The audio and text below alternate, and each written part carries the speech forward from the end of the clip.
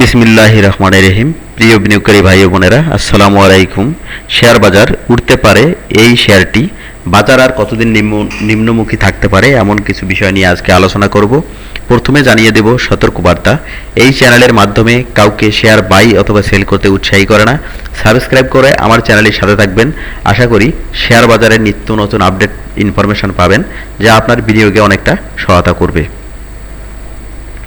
আপনারা জানেন শেয়ার বাজারে ধারাবাহিক দরপতনের সাথে সাথে লেনদেনও কিন্তু ধারাবাহিকভাবে কমতেছে। আজকে লেনদেন হয়েছে 275.77 কোটি টাকা।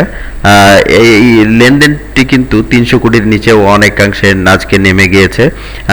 এবং আরও একটি বিষয়, আজকে ইন্ডেক্স কমলেও খুব বেশি কিন্তু কমেনি, 1.47 পয়েন্ট কমেছে। মোটামুটি কারেকশন বলা চলে অনেকটা শেষের দিকে।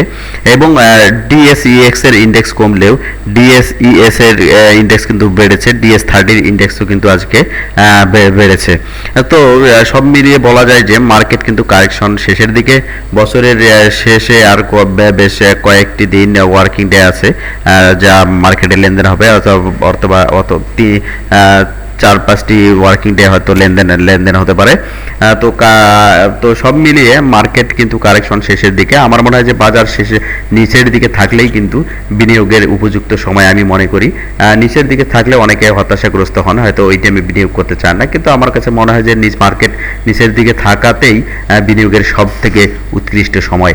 আমি আজকে উঠতে থাকা যে শেয়ারটি নিয়ে আমি যখন প্রাইস নিচের দিকে ছিল তখন আলোচনা দিয়েছিলাম। এখন আমি আসলে আপনাদের সামনে শুধু আলোচনা করতে চাই এই শেয়ারটি নিয়ে, খুব বেশি কিছু বলবো না। এই শেয়ারটি ওইম্যাক্স, যারা আমার চ্যানেল রেগুলার দেখেন তারা জানেন যে ওইম্যাক্স যখন 22-23 টাকা 24 টাকার দিকে ছিল তখন কিন্তু আমি আলোচনা দিয়েছিলাম এই শেয়ারটি নিয়ে। মোটামুটি এই শেয়ারটি মোটামুটি ভালো করেছে এবং ভলিউমও কিন্তু ভালো দিচ্ছে। এই শেয়ারটি আজকে 30,77,000 ভলিউম দিয়েছে। এই শেয়ারটির একটি বাধা রয়েছে 32 টাকায়। 32 টাকা যদি পার হতে পারে তাহলে ভালো করার পসিবিলিটি রয়েছে। ওভারঅল 35 টাকা যদি পার করতে পারে মোটামুটি এই শেয়ারটি উঠতে পারে, আমার কাছে যেটা মনে হচ্ছে। আপনারা আপনাদের মতামত জানাবেন। এই শেয়ারটির টোটাল শেয়ার খুব বেশি না, 7,31,00,000 শেয়ার, যা প্রিভিয়াস ইয়ারে কিন্তু ইপিএসও মোটামুটি ভালো দিয়েছে, যাদের 2024 সালে ক্যাশ ডিভিডেন্ড 3% দিয়েছে। তবে এই প্রাইস কিন্তু এখনও মার্কেট পড়ন্ত অবস্থায় কিন্তু এই শেয়ারটি ভালো করেছে। প্রাইসকে অন্য শেয়ারের তুলনায় যদি আপনারা লক্ষ্য করেন, এই শেয়ারটি কিন্তু মোটামুটি প্রাইস কিন্তু অনেকাংশে ভালোই হয়েছে এবং দর বৃদ্ধিও কিন্তু ভালো পেয়েছে। আপনারা লক্ষ্য করলে দেখবেন যে এই শেয়ারটির নেট অ্যাসেট ভ্যালু কিন্তু 3.45 এবং পাবলিকের কাছে রয়েছে 3,30,00,000 শেয়ার, ইনস্টিটিউটে রয়েছে 1,39,00,000 শেয়ার, ডিরেক্টর হোল্ড করছে 2,31,00,000 শেয়ার। আমার চ্যানেলে গতদিন আপনারা আলোচনায় লক্ষ্য করলে দেখবেন যে আমি কিছু শেয়ার নিয়ে আলোচনা করেছি। এর মধ্যে ছিল ডোমিনেজ স্টিলও ছিল, অ্যাডভেন্ট ফার্মা ছিল, একমি পেস্টিসাইড ছিল, বেঙ্গল উইন্ডোজ থার্মোপ্লাস্টিক ছিল, আমরানেট ছিল এবং সর্বোপরি আলোচনা করেছিলাম পেপার অ্যান্ড প্রিন্টিং সেক্টরের শেয়ার নিয়েও, যে শেয়ারগুলো নিচের দিকে প্রাইস দর রয়েছে। এই শেয়ারগুলো কিন্তু আজকেও কিছু কিছু করে কমেছে।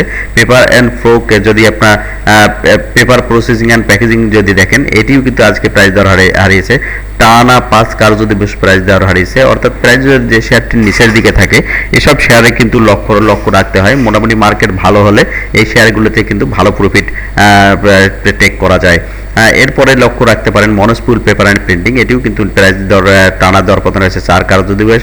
হাক্কানি ফুল, এটিও কিন্তু টানা 5 কার্যদিবস প্রাইস দর হারিয়েছে। আনোয়ার গ্যালভিনাইজিংও কিন্তু মোটামুটি ধারাবাহিক দরপতন করেছে 4 কার্যদিবস। আপনারা চাইলে লক্ষ্য রাখতে পারেন। তবে প্রিন্টিং সেক্টরের এই 3টি শেয়ার নিয়ে আমি বলবো যে মোটামুটি প্রাইস দর অনেক কারেকশন হয়েছে। যেহেতু মার্কেট এখনও কারেকশনেই হচ্ছে এই শেয়ারটির, আপনারা সুবিধা মতো চিন্তা করতে পারেন আপনাদের নিজেদের মতো করে। আমার চ্যানেলে শুধু আমি চাই যে আপনাদের সামনে এই শেয়ারগুলো যেগুলো নিচের দিকে শেয়ার রয়েছে সেগুলো আপনাদের চোখের সামনে তুলে ধরা, আর বিনিয়োগের সিদ্ধান্ত আপনারা আপনাদের মতো করে নেবেন।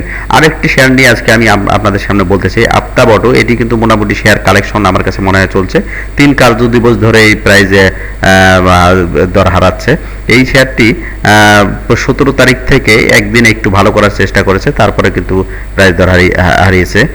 একমি ল্যাব নিয়ে আমি খুব কিছু বলবো না, মোটামুটি এই শেয়ারগুলো নিয়ে মোটামুটি এই শেয়ারগুলোর মধ্যে পেপার অ্যান্ড প্রিন্টিং সেক্টরের শেয়ার আনোয়ার গ্যালভানাইজিং এই শেয়ারটিও অনেক প্রাইস দর হারিয়েছে। আপনারা চাইলে আপনাদের মতো করে লক্ষ্য রাখতে পারেন।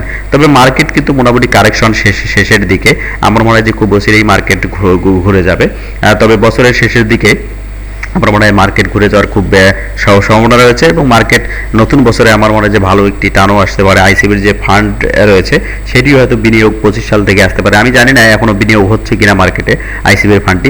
আইসিবি থেকে যদি ফান্ড পেতো এবং সেই টাকাটা যদি বিনিয়োগে আসতো, আইসিবি থেকে ফান্ড অলরেডি পেয়েছে কিন্তু বিনিয়োগ কতটা করছে এটা আমরা অবগত না। যদি আইসিবি থেকে বিনিয়োগ হতো তাহলে এত নিচের দিকে লেনদেন মনে হতো না। লেনদেন ধীরে ধীরে কমতেছে, তো লেনদেন কমলে যখন বেশি কমবে তখনই কিন্তু বিনিয়োগকারীরা ইনভেস্ট করলে তাদের জন্য আমার মনে হয় যে ভালো হবে। খুব কম দামে শেয়ার পাবে, যা মার্কেট ভালো হলে তারা মোটামুটি প্রফিট টেক ওভার ভালো করতে পারবে। তো ভালো থাকবেন আপনারা, শেয়ার বাজার ভালো হোক এই আশাবাদ ব্যক্ত করি। আজকের মতো বিদায় নিচ্ছি, আল্লাহ হাফেজ।